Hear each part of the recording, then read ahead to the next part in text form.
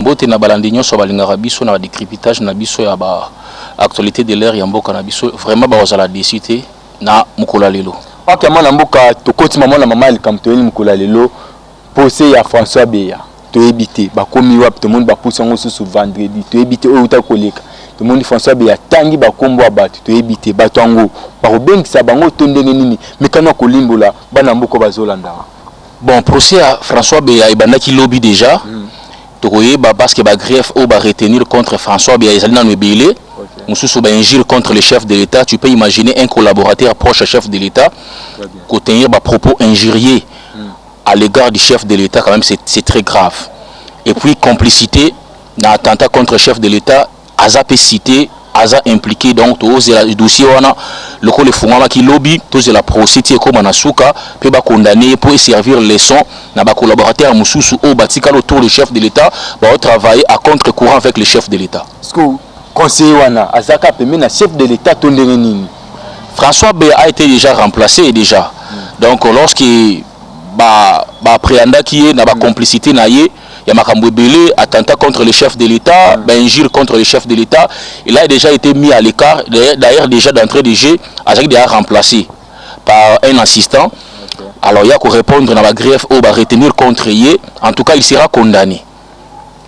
Tout le monde n'a posé à François Beya, tout le monde n'a qu'à ferme le sujet François Beya ndé tozoka ki François Beya pas na kati ya ferme tout le monde ba lobby ke ba conciliateur ba bloc comment ba ke retrouver kuna to ebité et ça mamba solo tondenge ni mwana mboka. François Beya a été pour beaucoup na complicité en mboka na biso. Vous vous souviendrez autrefois ça là qui voyage na Rwanda ba propos qui contre na Rwanda propos ils étaient très dangereux. D'abord à l'époque je me souviens le président AIDPS Jean-Marc Aboun a répliqué qui vraiment vigoureusement contre les propos à François Mimba, pardon François Beya. Ça montrait déjà dans le temps qu'il était déjà impliqué dans Mambébili. Aujourd'hui le pauvre le Fengwanda a raison. Que François Beya travaille en connivence avec les ennemis de la République.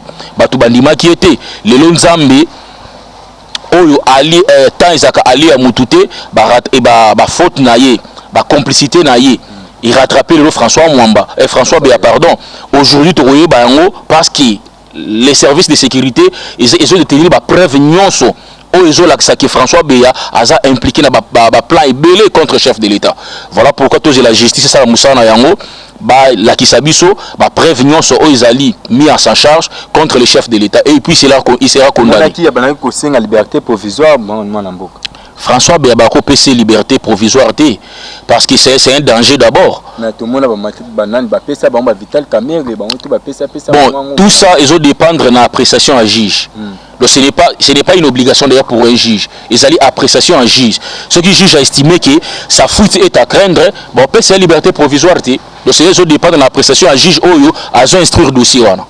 OK mwana mboka tous qui ne petit à petit tout monde après voyage ya matata mpono akati États-Unis tout monde posé ya matata mpono bazongi songo sous ansa matata mpono akoya ko se présenter to aroya te mekana kolungola bana mboko bazolanda. Nalobaki na yo autrefois que matata mpono aza intouchable était. On comprend parce que na se poser question ce qui monsieur Kaluba tant azaki na cour constitutionnel alobaki que non bango baza incompétent à juger matata. Je me suis posé des questions en tant que congolais.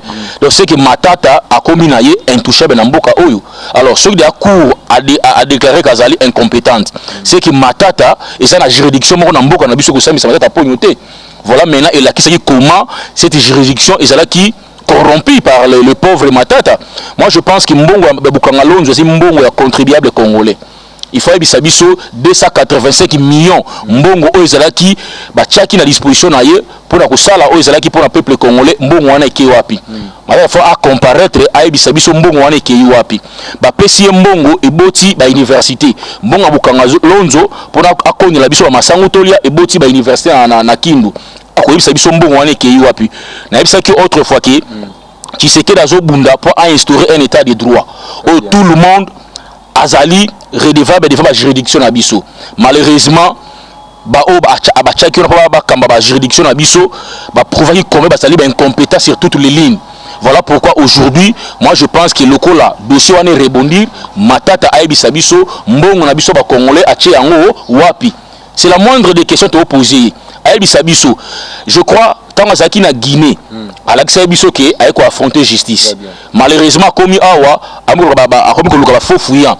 Heureusement aujourd'hui justice ata dossier la justice est pour la rater. Omoni lokola dossier wana ezozonga matata aibisa biso mbongo na biso kindaki wapi achaki yango wapi toyeba réellement mbongo wana ki wapi.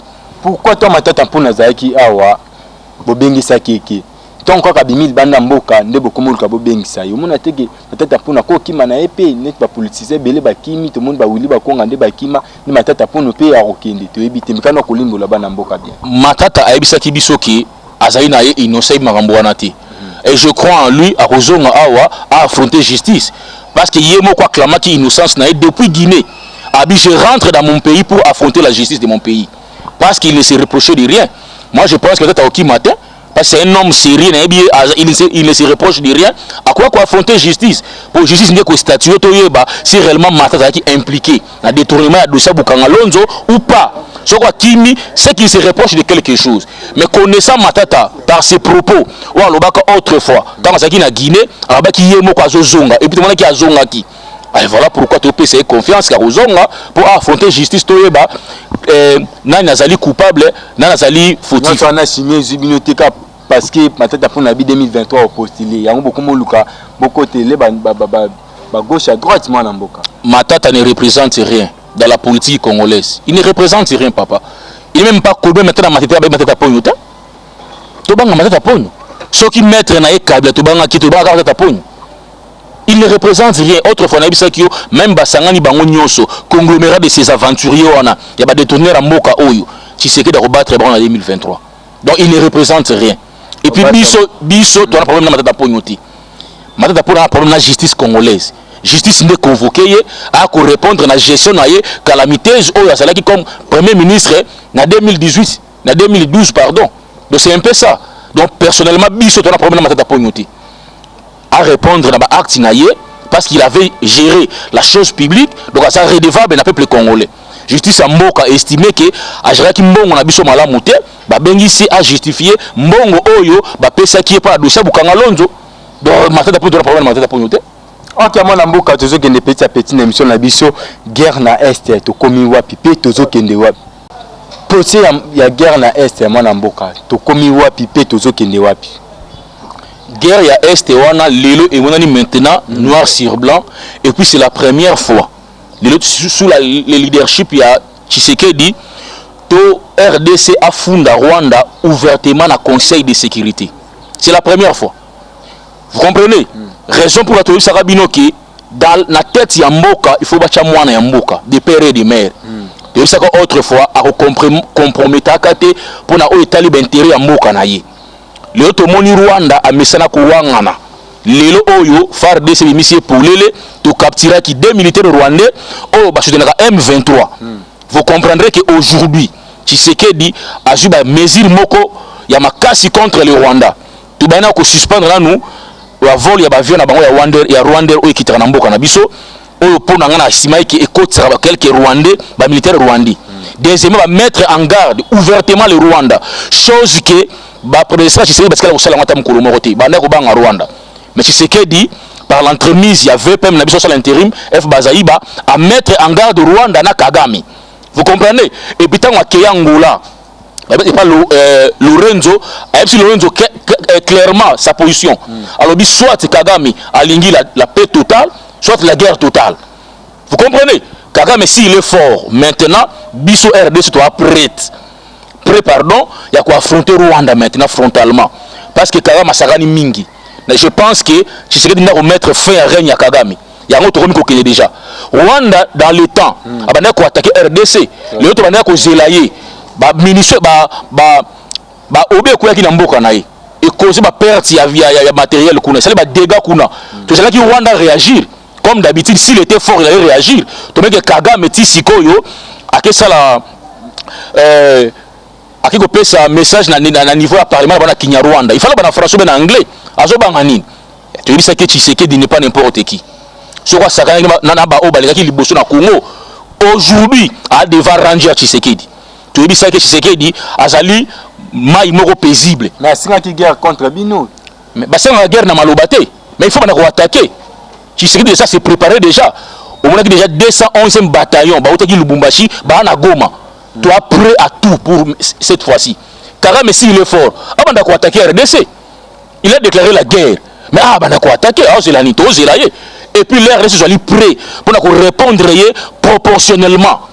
Pour nous appeler Mokana Rwanda, Tokomisango, 27e commune à RDC. Oh. Trop c'est trop. Vous comprenez? Kagame Sakana qui mingi na mboka oyo, un petit pays comme le Rwanda, avec Sakana na grand géant comme le Congo. Voilà autour de l'accès cette fois-ci.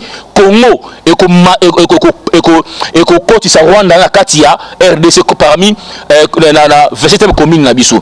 Trop c'est trop avec Kagame. Qui est Kagame? D'abord l'armée rwandaise, même la classement il y a la meilleure armée en Afrique. Rwanda c'est la raté. Rwanda c'est la raté. Mais là tellement ba o ba qui mboka oyo.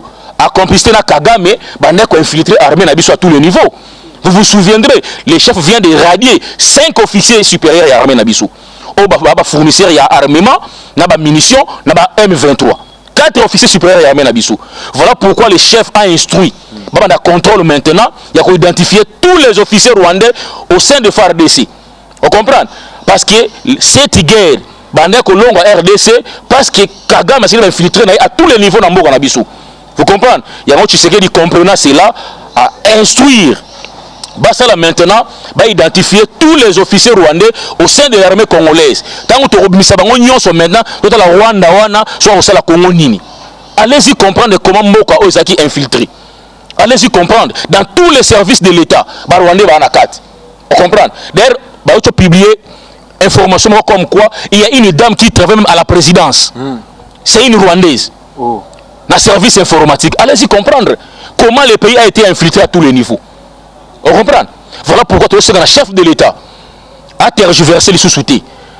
Ça la contrôle dans le service union sur l'État, dans le service union sur la sécurité, va dénicher tous les Rwandais au travail en connivence dans Kagame et les Congolais qui sont impliqués, même au niveau de la présidence, dans tous les services, va Kangabango, va déférer Bango, comme pour la haute trahison. Mais moi, tout le monde qui est dans Rwanda, babomi des étudiants congolais, tu éviter. Si cette information s'avérait vraie, en tout cas, l'RDC doit répondre peu aussi. Il y a des Rwandais aussi dans notre pays. Chose que toujours tolérée en côté. Va répondre bango na acte ba yuko posé comment pour attaquer na ba étudiants congolais au batanga na Rwanda. Il n'y a pas d'étudiants rwandais dans mboka na biso. Bazali. Wale komi xénophobie. Alors, toi contre xénophobie au bassin na kati ya Rwanda, mais biso toi na problème na ba Rwandais ti. Toi na problème na régime ya Kagame. Régime ya Kagame tu as un problème. Kagame te mettre à genoux cette fois-ci. Trop c'est trop. Vous comprenez? Félix a télémi, na otebiso sali océan, mais océan o boujarati.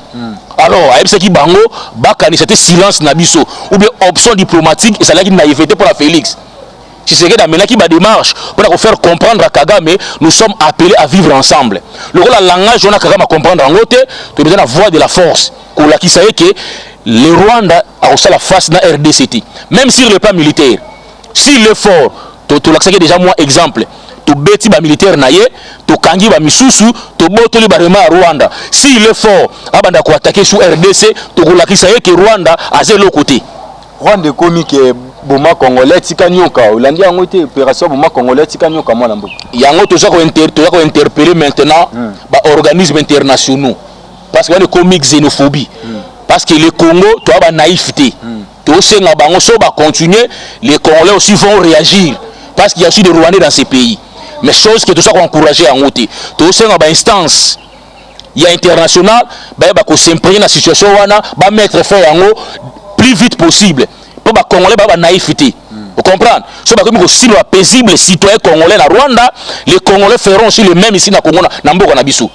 Vous comprenez? Tu sais, on va réagir le plus vite possible, va mettre fin à la xénophobie au Rwanda, les étudiants congolais, parce qu'au Congo aussi, il y a des étudiants rwandais dans Mboka na biso. Alors, et tourner avec contre Bango.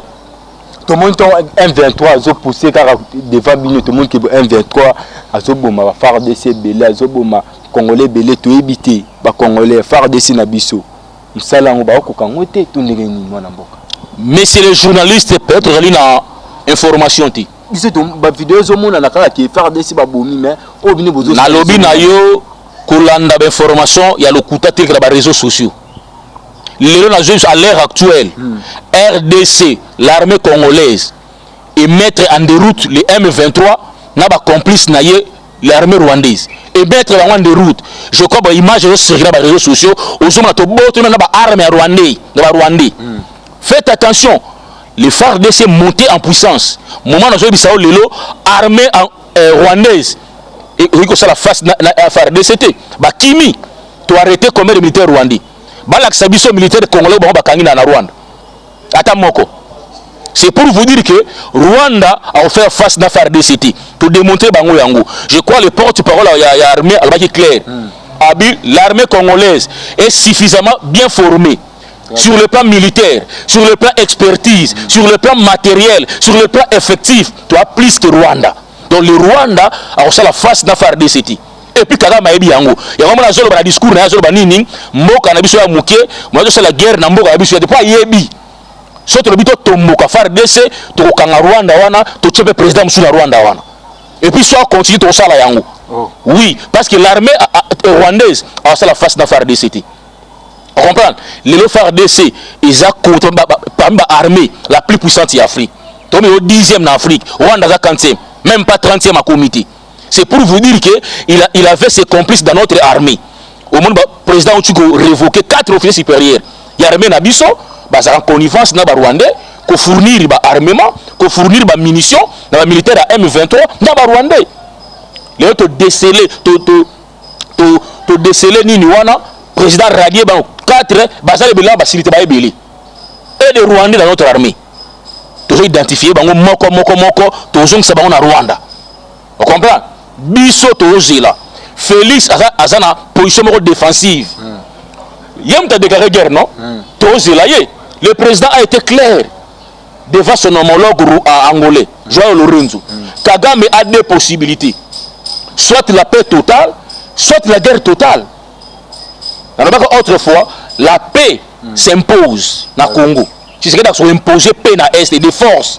Rwanda a lingate, to comme na moment oyo Congo ko imposer paix na Est. Parce que les Congolais ba koufi trop. Alors Kagame a un monopole ya bitumbati. Et puis l'armée rwandaise a bunda nulle part. Aye baka yango a bunda nulle part. Alors akubuna ce qu'on a faire d'ici. Parce que to dénicher déjà ba complice nyonso les officiers rwandais de l'armée to bimisa bango nyonso ba zongi Rwanda. Baki no sangana na bandeko na ba rwandais na ba M23 ba contre biso to zela bango. Le président est prêt. Je vous dis, déjà à déplacer bâtiment ba commando, ba outil Lubumbashi, ba na Goma. Et Ngolo Sanini, il est prêt. Kagame qui avait déclaré la guerre, abanda guerre to zela ye. Abanda guerre. To ko répondre proportionnellement. Vous comprenez? Et puis to ko tina kata Rwanda, to botoli mboka na to tche président mususu na Rwanda. Akama na mboka to moni Union africaine, Union européenne, na oni na biso to moni ba osinga dialogue entre ba M23 na RDC to éviter dialogue yango ba kota dialogue to mukonza mboka ko boya dialogue yango mekano limbo la bana mboka wana ezali souhait ya ba organisation internationale et ça souhait na bango mais je crois au qui position à RDC par l'entremise ya VPM na biso Lutundula que je salue en passant il a été clair dans le conseil de sécurité alors il y a pris à négocier avec ces groupes terroristes il a été clair il n'y aura plus de mixage, il n'y aura plus de brassage, il n'y aura plus de négociation. On comprend? On est à position à Bango. Bongo. Jamais l'organisation internationale non, il y a guerre, non. Mais la position RDC, parce que la politique interne, l'RDC est souverain. Aucun pays, aucune organisation et quota et que c'est géré la politique interne, il y a un État souverain comme la RDC. Je crois que le président a été clair. Il avait dit ça, il n'y aura plus de négociations. Parce que Bissoto considère M23 comme un groupe terroriste. On comprend? Il n'y aura plus de négociations. Tu peux imposer M23 paix dans Makassi. Tu peux imposer Bango paix, tu peux imposer Kagame paix dans Est dans Makassi. Imaginez-vous dans 2013, le M23 a été défait. Baboto la qui est Minduki Nyonso. M23 wana. Mais il y a des na minutes oyo nanazo armée M23. Nanazo ravitailler bango. Si ce n'est que Kagame. Allez-y comprendre. Kagame c'est un hypocrite. Mais hypocrisie na wana et que comme na souka parce que le chef de l'État par sa diplomatie Amenaï Kagame na souka a démontré à la face du monde que voilà l'ennemi à Congo c'est Kagame. Vous comprenez? Lelo oh je crois Hollande Union européenne va suspendre aide na ba armée rwandaise. Hollande Grande-Bretagne bango tout basa contre le Rwanda. Va suspendre ba aide na bango financière ba pesa na armée rwandaise. C'est pour même bango ba comprendre lelo que Kagame c'est lui qui est semer de troubles dans la région à Grand Lac. Maintenant les revenus soit il va imposer soit boy yenda au père de pouvoir va changer le régime na Rwanda. Vous comprenez? Parce que RDC c'est toujours un souci maté. Tu sais que n'est pas Kabila. On demande n'importe quoi. Plus question de brassage, plus question de mixage. Les militaires rwandais doivent retourner au Rwanda. Les M23 sont balingi va déposer va armes va contre la police à DDR Rwanda. Tu comprends? Il n'y a pas de négociation, pas de négociation, base au pouvoir, ils ont souhaité finir la récréation au Congo. Le président est déterminé pour imposer la paix à l'est du Congo. Alors, nous sommes sur l'obstacle. Kagame, Ouganda, a coûté un ranger na face naï. Mais tout le monde Ambongo, cardinal Ambongo a lobby qui est guerre na est, c'est ça, l'angoté, bâti kabavanti, bâti na dialogue, qui te éviter. Pourquoi le mal babo? Na ebisa autrefois pour qui l'église catholique roule. Na ebisa autrefois. Il n'y a que des inconscients qui ne comprennent pas la démarche de l'église catholique. L'église catholique a sali redevable et pas européen. Vous comprenez? C'est l'Europe qui finance la banque. Et c'est tout à fait normal. Que Amon c'est la déclaration on a. Yo monté Amon comme on dirait Mubakati Mukila. Pour dire n'importe quoi. Serviteur de Dieu. Qui vous est serviteur de Dieu? Qui prouve qu'il est serviteur de Dieu? Un serviteur de Dieu prône pour l'amour et la paix. Vous comprenez? Aux gens conscients que le Congo est agressé, mais je dis que non, il n'y a pas de guerre au Congo. Il n'y a pas d'agression au Congo. Quel serviteur de Dieu? Je suis désolé de lire ça.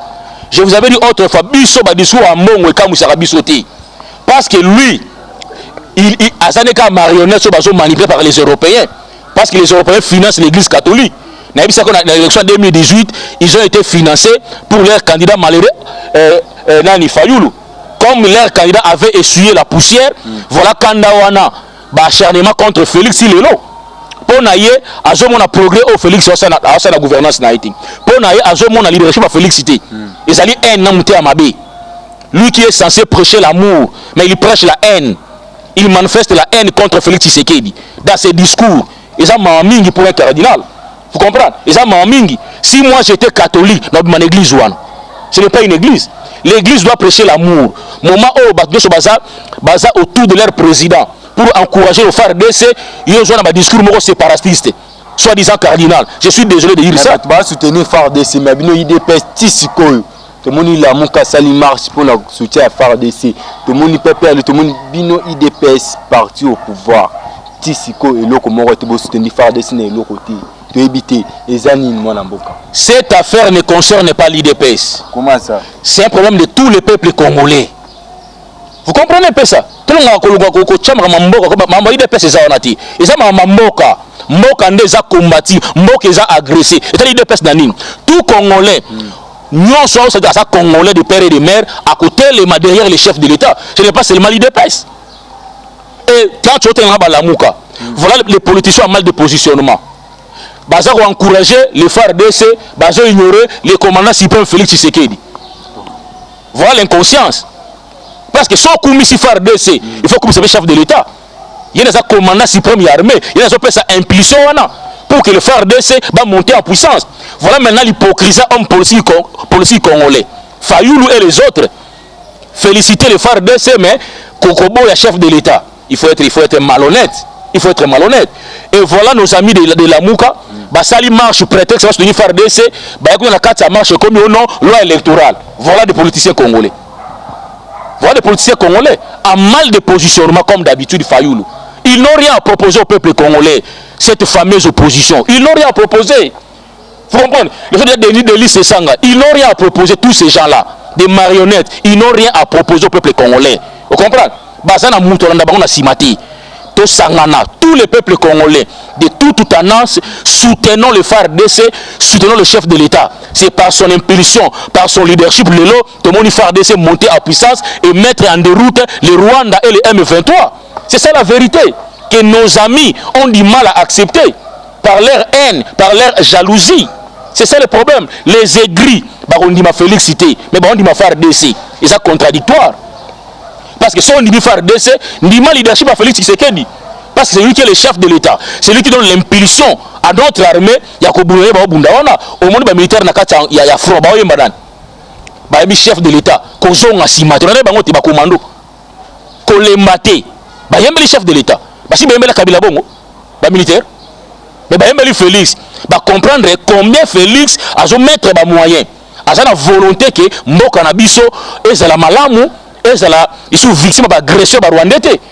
Vous comprenez? Les militaires ont chanté ça au front. C'est la première fois. Alors, tant qu'il y a fallu le Zoya, Delis Sanga, les opportunistes, les politiciens mal de positionnement, Makamosaki a fait RDC, beaucoup mieux la loi électorale. Voilà, c'est ça, la politicien congolais. Pendant que lui, Delis Sanga, lui, Baba député, la loi est débattue dans le Parlement, dans l'Assemblée nationale. Il devait aller là-bas. On ne va pas là, va manipuler 1000 francs, 2000 francs, le Kouta Bouzoba. C'est ça les politiciens congolais. Fayoulou, tika distraction. Nous n'avons qu'un seul pays, le Congo. Ceux qui ont un mboka moussou, c'est les Congolais. Si on distrait les Congolais, toi préoccupé de Mamouna Bisso, il y a Bitumba Est. Si on distrait les Congolais. On comprend? Si on manipule les pauvres peuples congolais, minoritaires, on a un concept dans la cima. Ah, bah, il y a FARDC, mais il y a une union sacrée. Bitumba na bitumba loba comme bien ngo union chassée to éviter ni zole entre Mbosso na premier ministre na biso mais quand on limite là-bas na mboka entre Mbosso na Bahati il n'y a rien. Problème il y a procédure. On comprend? Comment la procédure ndi selon Mbosso la procédure qu'avait entamé président Sénat et ça qui respectait en violation il y a ba loi ba texte na bango. Voilà pourquoi la procédure a été violée par le Sénat. Selon Mbosso, mais il va trouver solution. Jugement au président qui a entériné, il n'y a pas un problème. Nanda Kunyonso, Bakere les gens ont raté. Nana Gorissa Nanda Kunyonso a raté. PPRD, Banda au Potana Awat. Baswana Awat. C'est bien le régime PPRD. J'ai dit, place Batunyonso Bazali, Bakere les gens ont raté. Parce que Mouna Moutarana opinion naïe. Est-ce que c'est normal dans la vie? Moi, c'est un mobile que tu vas discuter, Baswana. Alors, ce sont des faux fuyants. Bazangi barguiment. Vous comprenez? Bazangi barguiment. En panne d'argument, à court d'argument, pour distraire le peuple congolais. Bisous de la Ligue concentrée dans le Est. C'est la Rwanda, Kagame, comme a déclaré guerre devant les députés naïe, mais pourquoi ça a s'arrêté? S'il est fort, Abanda quoi attaquer? C'est la Kagame. Tu dis ça qui est, si c'est dit le lot, a commis si Kagame émotif. Quand on a commis émotif, pardon, a commis une émotion, il a perdu le pédale. Parce que le président s'est dit très direct vis-à-vis naïe. A dit si il est que Lukaba FDLR na Congo, moi j'irai que Lukaba M23 na Rwanda. C'est ça un président. Au second, ma déclaration n'est pas Kabila. Pendant 18 ans, il y a agression à Rwanda na Congo. Au second, il y a contre Kagame. Mais Tshisekedi a haussé le ton. À mettre Kagame en garde. À Yébisiye, si tu oses venir chercher les AFDR ici au Congo, moi j'irai chercher les M23 au Rwanda. C'est ça un président. Ok, merci minimum Lamboka to comme na suka émission na biso magazine yoka base lobano ya suka ezani ni pe numéro de téléphone mituna to tino to bako tuna. Pour ngai je demanderai à tous les peuples congolais. Au baza ba congolais de père et de mère, pas des étrangers. Ba demi Dakar té. Au baza ko embrier biso aw. Ba demi Dakar té. Au baza embrier biso aw. Tout le monde, tout ça la uni derrière le chef de l'État. To PCE Maboko, il a manifesté la volonté. Et puis sous leadership de tout le monde, il FARDC mati en puissance. Il FARDC mettre en déroute l'armée rwandaise ou abattre Marasima M23. Donc nous sommes polélé. Quand Massima Babara a simi touche na carré. C'est grâce à politique Tshisekedi. A Kenaki na malembe la mission polélé. Je crois peuple congolais n'a pas interpellé Bino. Le pays est à danger. Ce pays n'appartient pas à Félix seul. On comprend, hein? Le pays appartient à Bisso, ce peuple congolais. Bon, là, les politiciens ont la vérité. De Fayoulou, de Katumbi, de Kabila. au bagéra mboka pendant 18 ans ba ba yela biso ba groupes armés en mboka o to sala derrière le chef de l'état to soutenir ye to accompagner ye décision o ya justice salvatrice pour na ko aider mboka na biso le Rwanda aza à genoux le Rwanda ba ndi ko condamner na ba concert des nations nyonso kala bande ko condamner Rwanda te le ba ko condamner Rwanda grâce à diplomatie Félix Tshisekedi. Et nous FARDC tous encourager bino bendele koyate nous sommes derrière vous si il faut aussi mabinduki tous appelés aussi mabinduki biso bébé congolais to kota na Rwanda to boto la mboka na to comme ça 26e commune na biso ya Kinshasa parce que trop c'est trop on en a marre avec ces pauvres Kagame on comprend cette fois-ci il a trouvé Félix dans son chemin on comprend ils allaient faire un règne à Kagame cette fois-ci. Mon numéro c'est plus 243 81 52 99 123 plus 243 81 52 99 123 c'est le président Marcel. Ok, merci mito comme na suka émission na biso magazine yoka baza kandi na misana koloba bakaya bakashala vitamine cole elongo na FARDC na biso to kobunda pe to kolonga to kutani biso na bino mbala sima elongo na Rose Kamando za toujours na sima caméra. Bye bye. On dit mal à accepter par leur haine, par leur jalousie. C'est ça le problème. Les aigris, on dit ma félicité, mais on dit ma FARDC. Et ça contradictoire. Parce que si on dit FARDC, on dit ma leadership à Félix Tshisekedi.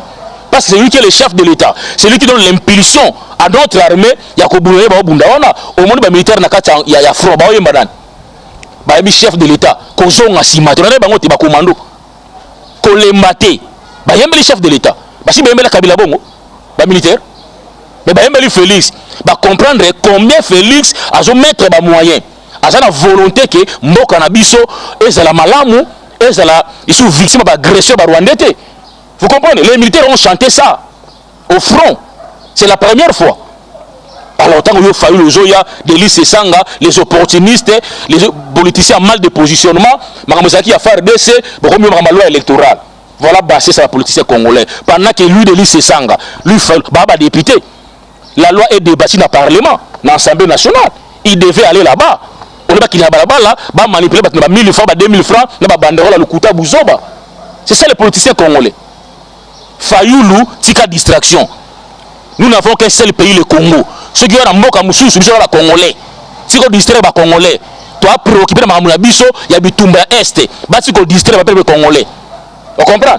Si on manipule les pauvres peuple congolais minoritaire on a un concept dans la sima bana sima ya FARDC mais bino union sacrée bitumba na bitumalo ba ko benga ngo union chassée to ebité ni zole entre Mbosso na premier ministre na biso mais kana ko limola bana mboka entre Mbosso na Bahati il n'y a rien problème il y a procédure on comprend on a procédure ndi selon Mbosso la procédure qu'avait entamé président Sénat et ça qui respectait en violation il y a la loi ba texte na bango. Voilà pourquoi la procédure a été violée par le Sénat selon Mbosso mais le ba trouver solution ba misi juge moko au président ko entériné il y a pas un problème nanda kunyonso ba kéré les anga raté nana ko bisa nanda ko ba toso na raté PPRD ba anda ko potana awat ba sona awat. J'ai dit, oui. Place Batunyon sur Bazali, Bakere les gens ratés. Parce que nous n'avons pas d'opinion. Est-ce que c'est normal dans la vie? Moi, c'est dans mon bal que tu vas discuter. Alors, ce sont des faux fuyants. Bazangi barguiment. Vous comprenez? Bazangi barguiment, en panne d'argument, à court d'argument, pour distraire le peuple congolais. Bisous de la Ligue concentrée dans le Est. C'est la Rwanda, Kagame, comme a déclaré guerre devant les députés, mais pourquoi ça s'arrêter? S'il est fort, il faut attaquer. C'est la Kagame. Tu as dit ça qui est, si c'est dit le a commis si Kagame émotif. Kagame a commis émotif, pardon. A commis émotion. Il a perdu les pédales. Parce que le président a dit très direct vis-à-vis naïe. Si FDLR na Congo, moi j'irai que M23 na Rwanda. C'est ça un président. Au second, la déclaration n'est pas Kabila. Pendant 18 ans, il y a agression à Rwanda na Congo. Au second, il y a contre Kagame. Mais Tshisekedi a haussé le ton. À mettre Kagame en garde. À Yebisiye, si tu oses venir chercher les FDLR ici au Congo, moi j'irai chercher les M23 au Rwanda. C'est ça un président. Ok, merci mingi mwana mboka tokomi na suka émission na biso magazine yoka base lobano ya suka ezani ni pe numéro de téléphone mituna totino to bakotuna. Pour ngai je demanderai à tous les peuples congolais au baza congolais de père et de mère, pas des étrangers. Ba demi Dakar té au baza ko embrier biso aw. Ba demi Dakar té au baza embrier biso aw. Tout le monde tout ça la uni derrière le chef de l'État. To PCM Maboko, il a manifesté la volonté. Et puis sous leadership de l'autre monde, le FARDC Mati en puissance. Le FARDC mettre en déroute l'armée rwandaise ou abattre Marasima M23. Donc nous sommes polélé. Kagama Sima Babara a simi touche na carré. C'est grâce à Posika Tshisekedi. A Kenaki na Malembe la mimi polélé. Je crois peuple congolais n'a interpellé Bino. Le pays est en danger. Ce pays n'appartient pas à Félix Sel. On comprend hein? Le pays appartient à Bisso, ce peuple congolais. Bon là, on a politiciens on a vérité. De Fayoulou, de Katumbi, de Kabila. Au Bajerambo pendant 18 ans, il y a des groupes armés en Mboka. Tous derrière le chef de l'État, tous soutenir, tous accompagner. Décision juste salvatrice pour accorder Mboka na biso. Le Rwanda aza à genoux. Le Rwanda on dit qu'on condamné le concert des nations nyonso. Kalabanda ko condamné Rwanda té. Le ko condamné Rwanda grâce à la diplomatie Félix Tshisekedi. Et nous FARDC, tous encourager Bino, Bendele Koyate, nous sommes derrière vous. Si il faut aussi Mabinduki, tous appelés aussi Mabinduki biso peuple congolais. Toko na Rwanda, Tobo la Mokana, Toko Misango 26e commune na biso ya Kinshasa. Parce que trop c'est trop. On en a marre avec ces pauvres Kagame. On comprend. Cette fois-ci, il a trouvé Félix dans son chemin. On comprend. Ils ont fait un règne à Kagame cette fois-ci. Mon numéro c'est plus 243 81 52 99 123 plus 243 81 52 99 123. C'est le président Marcel. Ok, merci nous comme na suka émission na biso magazine yoka base kandi na misana koloba bakaya bakashala vitamine cole elongo na FARDC na biso to kobunda pe to kolonga to kutani biso na bino mbala sima elongo na Rose Kamando za toujours na sima caméra. Bye bye.